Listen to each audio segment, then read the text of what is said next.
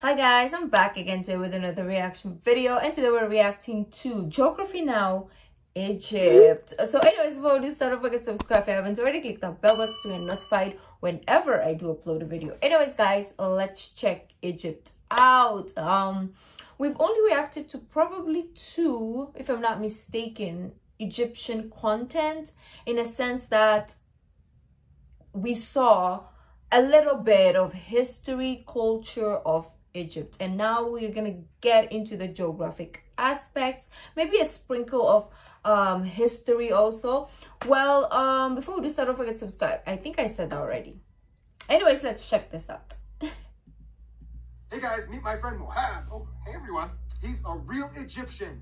Tell us, Mohab, Egypt, there's a lot more than just pyramids and mummies and stuff. Oh, are you kidding me? Come on. There's the Biblioteca Alexandrina, Sharm Biblioteca. el-Sheikh, Luxor, The library? Aswan, the Opera House. Intro first. It's time to learn geography. Now! Hey everybody, I'm your host Barbie. We have reached Egypt. From movies to toys to fashion magazines, the world has been saturated with iconic images of what it perceives Egypt to be for years. But with the help of my friend Mohab, we're going to jump in and see what's really going on, aren't we? Yeah, that's the plan. That's the plan. Egypt is so underrated. Like when I was reacting to the pharaoh, like transferring the mummies to another museum, plus the girls vlog to Egypt, it really shocked me how beautiful and super, kind of like it's rich in history and culture. Super. So that is why I'm so excited to get into Egypt. I don't really have to even say that much. Egypt has played such a powerfully historical role on the planet that it's almost difficult to say anything that hasn't been already covered trillions of times before. But I'll try. First of all, Egypt is located in the northeast corner of Africa, connecting to Asia by a land bridge formed by the Sinai Peninsula on both the Red Sea and the Aqaba Gulf, classifying Egypt as a transcontinental country and technically the only Eurafrasian country, yes, that's actually a word, in the world. I didn't know that. Want to get into geopolitical semantics. Also, keep in mind they operate the Suez Canal, which links the Mediterranean to the Indian Ocean via the Red Sea, which is like a big deal in terms of global economics. Egypt borders Libya to the west and Sudan to the south, sharing a tri-point border at the Hassanain Plateau. Egypt is divided into 27 governorates, most of which are cradled around the Nile River Delta, with Cairo being the capital, the largest city in the entire Arab world. All the way in the south, Egypt has a little bit of a land dispute with Sudan over the Halayb Triangle, which covers the Alba National Park as well as the Egyptian administered town of Halayb. This place is de facto run by Egypt. This, of course, leaves the Bir Tawil trapezoid, which neither side claims or really cares about. So this guy came in, planted a flag, and called it his own kingdom so that his daughter could be officially a princess. In addition to disputes, Saudi Arabia also lays claim to the Tiran and Sanafir Islands off the coast in the Red Sea. About 99% of the entire country lives on only 5.5% of the land, most heavily concentrated around the Nile River Delta. I mean, it's not that hard to understand why. Yeah. Woo!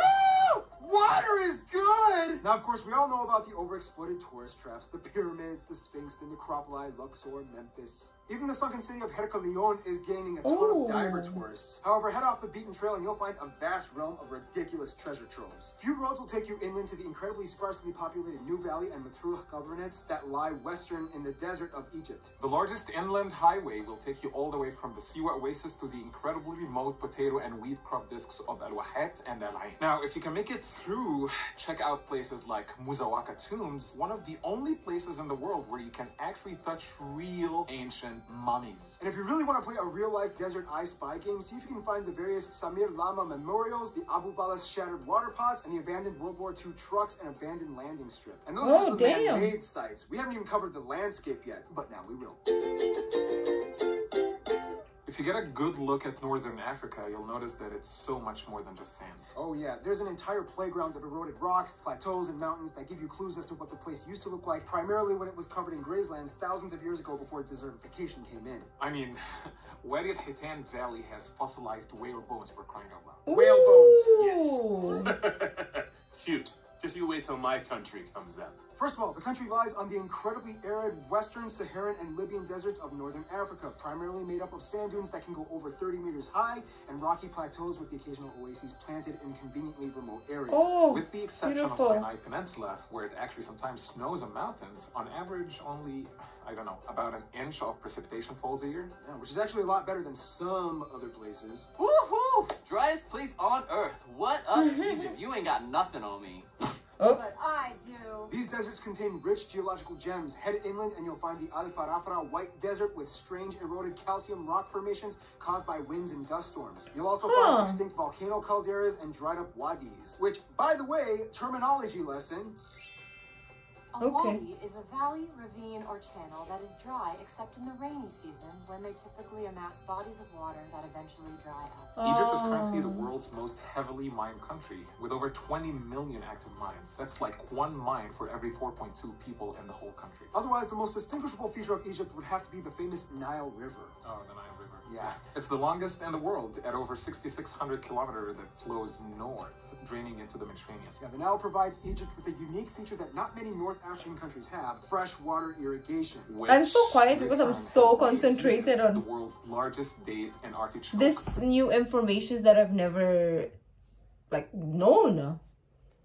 Which, in return, has made Egypt the world's largest date and artichoke producer. Damn. Okay. In the south of the know. Nile, you reach Lake Nasser, a reservoir that want was created by one of date. the largest dams in the world, constructed in 1971 to control the floodings. Without the Nile, Egypt would look nothing like it does today. It's doubtful that they would have had Oh, the flourishing population and beautiful. culture built up over millennia. They do have it, and we'll talk about it now. It's so beautiful and amazing to think that the longest river is in that part. Like, it's really, it's there, right? It's right where it should be. Like, God designed, is that even the word? Created this beautiful world.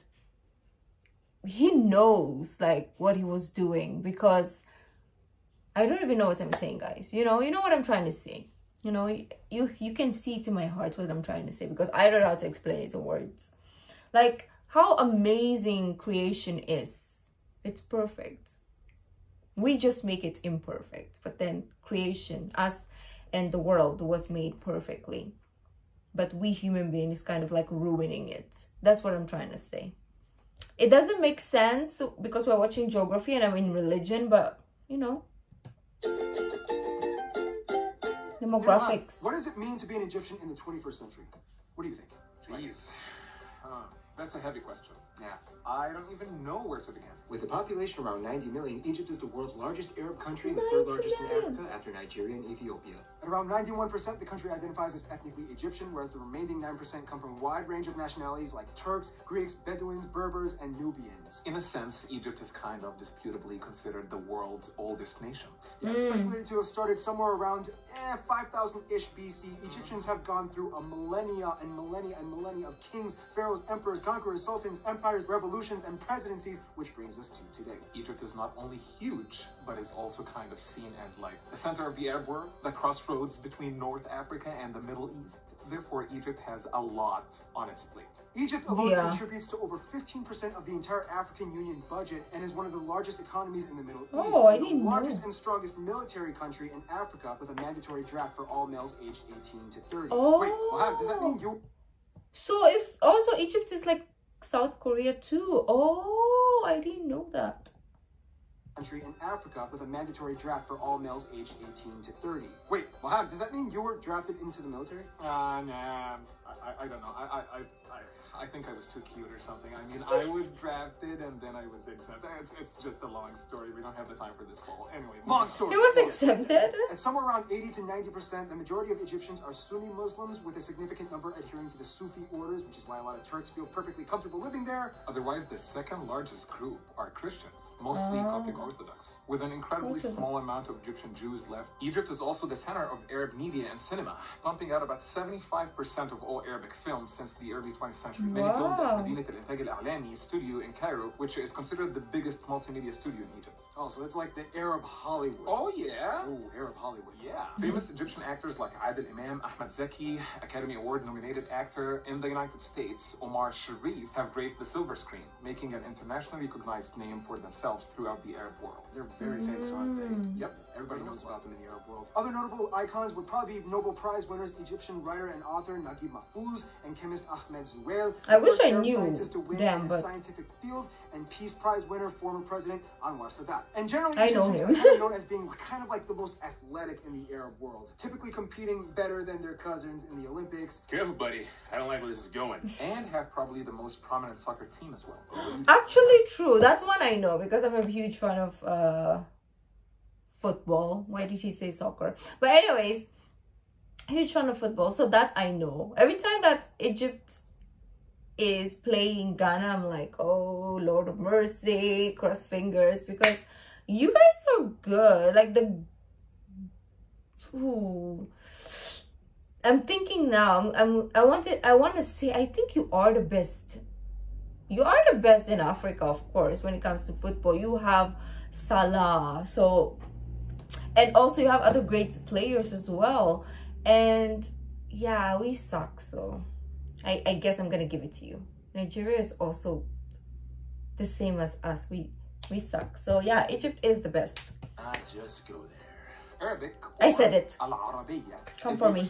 However, as a former British protectorate, English and to a lesser extent French are widely taught and spoken, especially in the younger generation, as it is widely taught in schools and as a second language or third language and Ghana in the same. tourism sector. Look at me. How do you think I learned English? Yeah, exactly. In remote areas, you can find languages like Berber, the Nubian languages, Domari, Beja, and the Bedouins speak a dialect of Arabic that's unlike any other. And although many claim that Egyptians speak standard Arabic, they have a whole set of distinct slang words that really... We learned this. Did we learn this? Did I watch a video like this before? Because I know we did. Did I do history of Egypt already? Because I know this for some reason.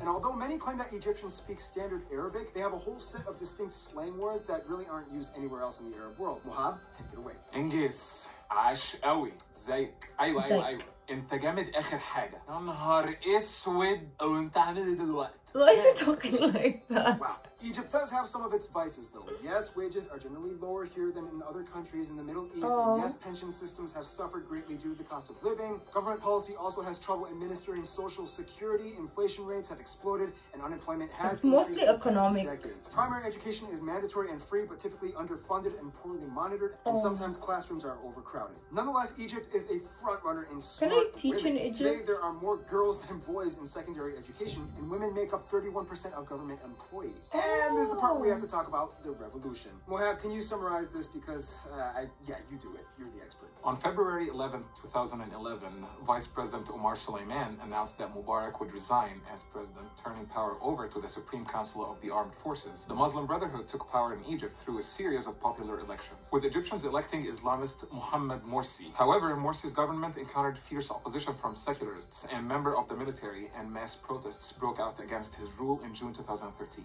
Morsi was deposed by a coup d'etat led by the Minister of Defense. General Abdel Fattah el-Sisi, who became a hero figure in the eyes of many Egyptians and was eventually elected president himself in 2014 election. According to the Egyptian government, Sisi was elected with 97% of the vote, and he is the current president of Egypt. Awesome. Couldn't have said it better myself.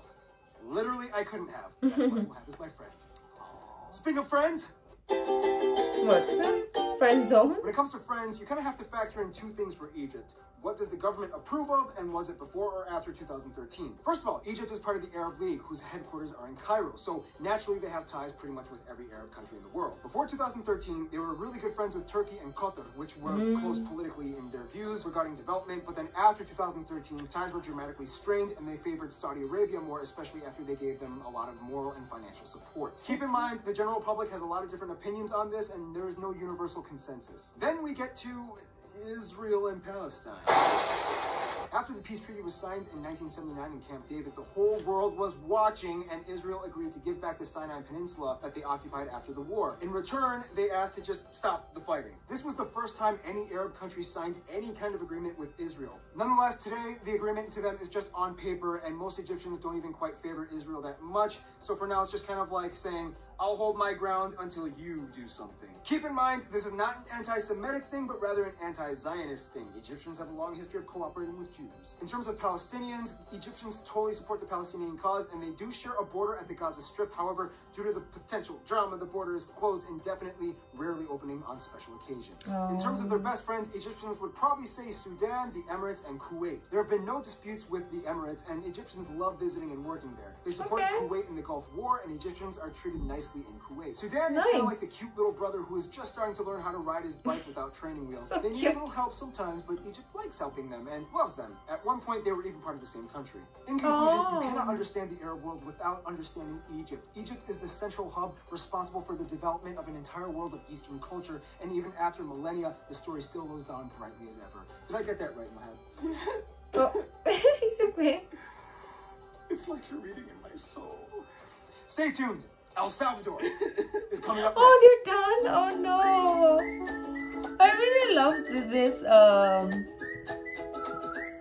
I really love this episode. It's nice. I mean, there is a lot more than that. This is just 12 minutes, but I feel like there's so much more that we don't know, you know. It's we haven't scratched the surface level of Egypt yet. So if there's a video that you want me to check out, history, culture, brother, you know, geographic explanations, then let me know. But thank you guys for joining. If you like this video, don't forget to give this video a thumbs up, subscribe if you haven't already. I'll see you in the next video. Bye.